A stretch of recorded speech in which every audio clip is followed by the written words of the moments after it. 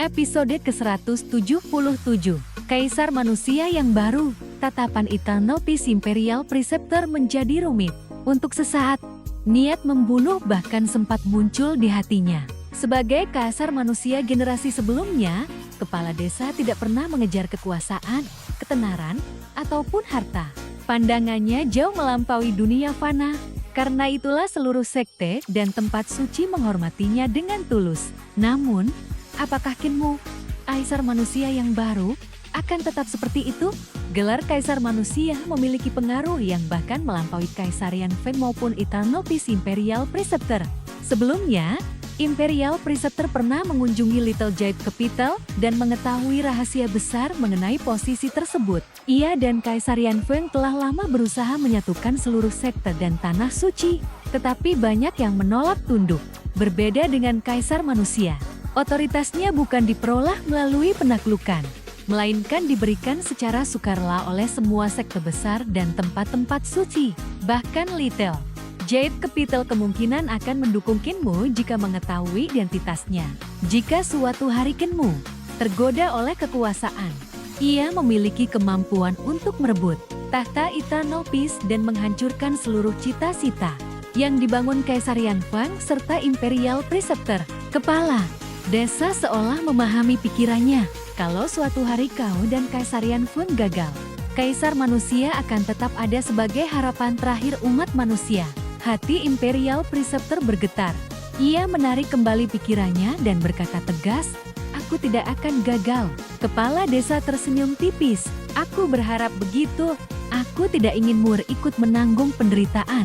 Saat Kinmu berjalan mendekat, percakapan mereka langsung berhenti. Imperial Preceptor memandang pemuda itu sekali lagi. Perasaannya semakin rumit. Anak berusia 15 atau 16 tahun itu sebenarnya memegang otoritas terbesar di dunia. Tetapi sama sekali tidak menyadarinya, Kinmu sudah memiliki banyak identitas penting.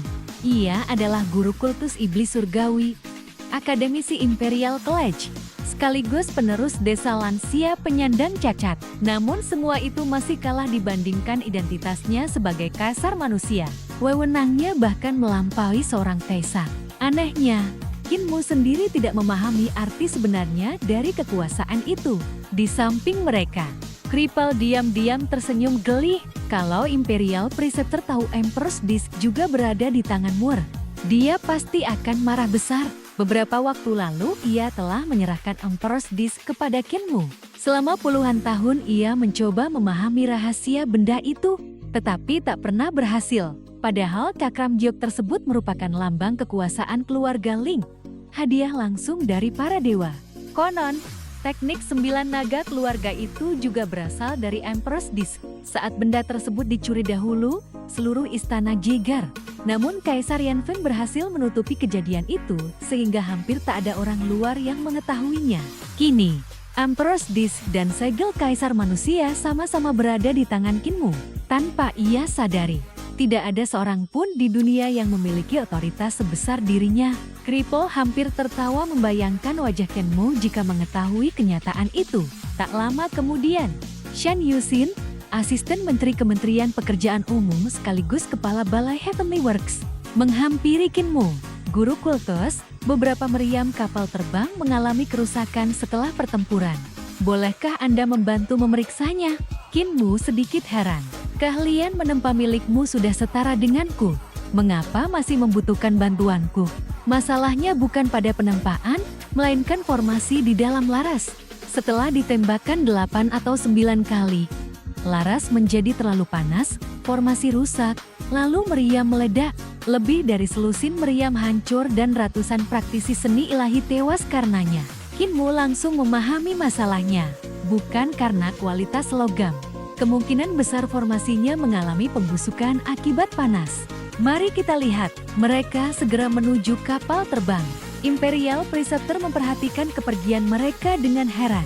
Bahkan Shan Yuxin harus meminta nasihat darinya dalam bidang penempaan. Kripal hanya tersenyum. Mur memang belajar menempa sejak kecil. Mendengar itu, Imperial Preceptor teringat berbagai ulah Kripal di masa lalu termasuk saat pencuri tua itu tidur di ranjangnya. mengencingi tekotehnya, dan mencuri gambar pedang dewa. Wajahnya langsung menggelap.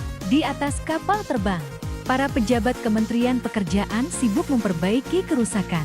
Beberapa True Origin Kanen masih dipenuhi noda darah akibat ledakan sebelumnya. Kinmu memeriksa setiap bagian dengan teliti bekas ledakan, susunan logam, baterai energi, hingga formasi di dalam laras. Setelah beberapa saat ia berkata, formasinya memang bermasalah, tetapi kita tidak punya waktu untuk mendesain ulang seluruh baterai. Solusinya lebih sederhana. Kita tambahkan 2 cincin formasi di dalam dan di mulut laras untuk memusatkan cahaya. Ia langsung memotong sebagian logam dari meriam, melebur emas hitam dengan ki vitalnya, lalu menempa 2 cincin di tempat. Para pejabat segera mengerumuni Kinmu sambil mencatat setiap langkahnya. Setelah cincin selesai dibuat, Kinmu mengukir formasi berdasarkan teknik kebangkitan mata 9 surga yang diajarkan Blaine kepadanya.